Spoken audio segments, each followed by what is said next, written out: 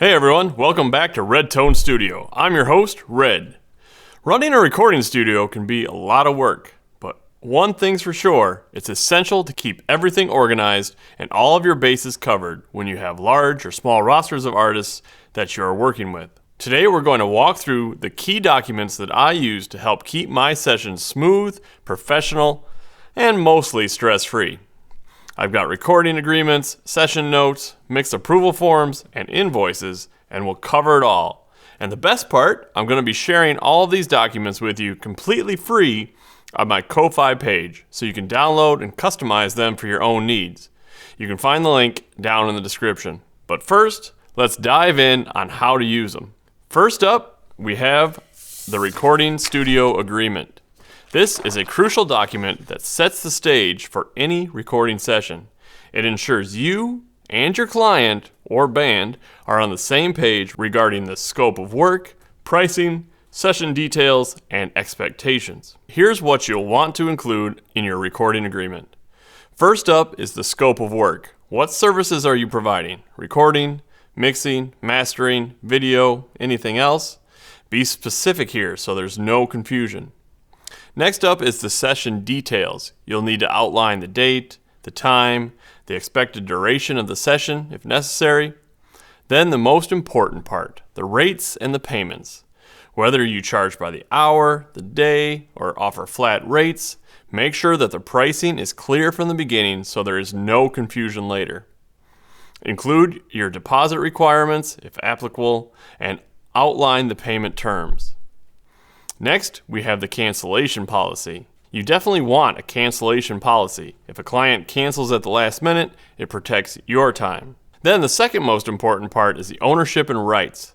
Specify who owns the recordings once they're completed. This is super important for protecting both your work and your client's works. As you can see in my document, the client or band owns all of the rights to their recorded tracks.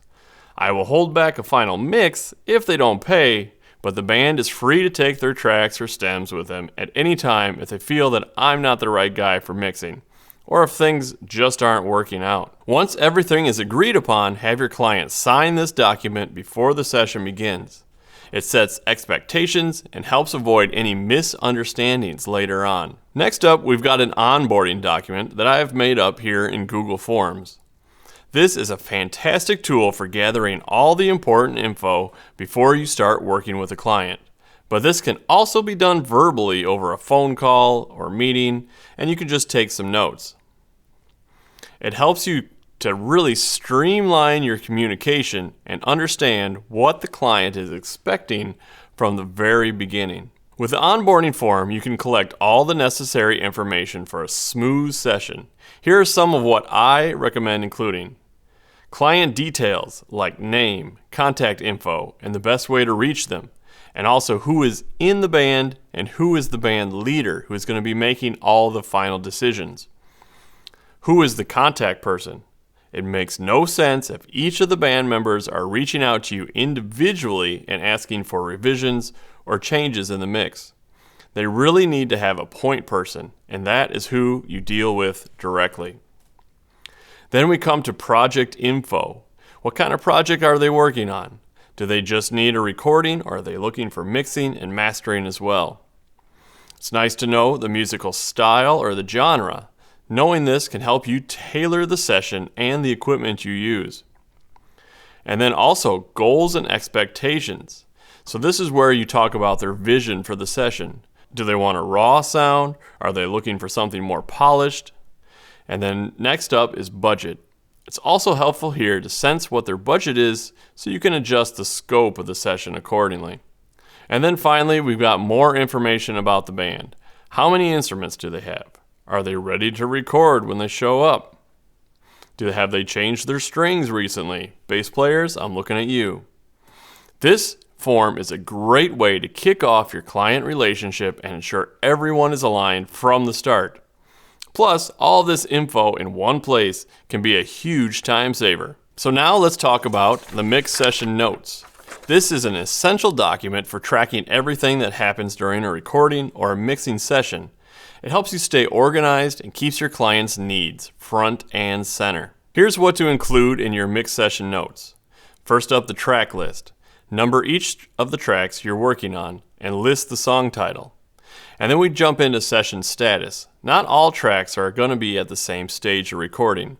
While some may be still at the tracking phase, others may be ready for mix. And you want to note that status for each one. And then finally, a column for notes. So this is where you can jot down anything the client asked for specifically during the session, or the equipment used for tracking that day or for that song, especially if you're using specific mics or instruments for certain sounds. This is also great if the client wants to replicate the sound later on. These notes will come in handy when it's time to make revisions or follow up with your client. Plus, it's always great to have a record of what went down during each session, just to call back to it later. Next up is the Mix Approval Form. See, this is where things get interesting because this form allows the band or the artist to officially approve or request revisions on each mix. You want to have one of these for every song you're working on. Here's how the Mix Approval Form works. First up, you have track approval. The client gets to confirm if they approve the mix or if there are any changes that they'd like to make, which leads into the revision requests. This section is super important if the client wants revisions that they can note the exact changes that they'd like. Whether it's adjusting the vocals, tweaking the drums, or adding more reverb, you'll have it all in writing. Now they might not write on it, you might have to jot down the notes when you have that conversation with them. At least you'll have it written down somewhere. And then finally, the final confirmation. Once the client's happy with the track, they'll sign off.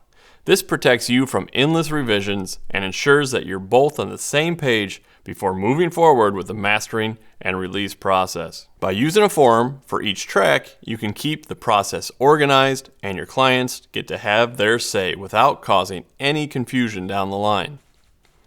And then finally, we've got the invoice. The invoice is your way of documenting the work you've done and collecting payment. Here's what's included in the invoice. We have the client details, which includes the name, contact information, and really any other details that you might need. We have session details, so what services were provided, were you recording, mixing, both, others. Make sure you break this down clearly. And then pricing, whether it's hourly, per session, or flat rate, make sure you to specify your rates. Down at the bottom, we have the total amount due. Clearly state the total amount due, and you can include payment terms like when it's due and what payment methods you accept. Then there's also a line here for deposit. So if you took a deposit up front, include that in your invoice and subtract it from the total amount due. Make sure you give your client a copy of the invoice when the session is completed or as per your agreed upon terms. This keeps everything clear and ensures you get paid on time. So that's a wrap on the key studio documents that you need to keep your sessions running smoothly. Recording agreements, onboarding forms, session notes, mix approvals, and invoices. Each one of these plays an important role in maintaining a professional and organized workflow. And of course, as promised, I've made all these documents available free on my Ko-Fi page. You can download and modify them however you need. So make sure you check the link in the description below. If you found this video helpful, hit that like button. And don't forget to subscribe for more tips for running a small budget studio like mine. Leave me a comment if you got any questions or if there's something else you'd like to see in the next video. Thanks for watching, and I'll see you in the next one.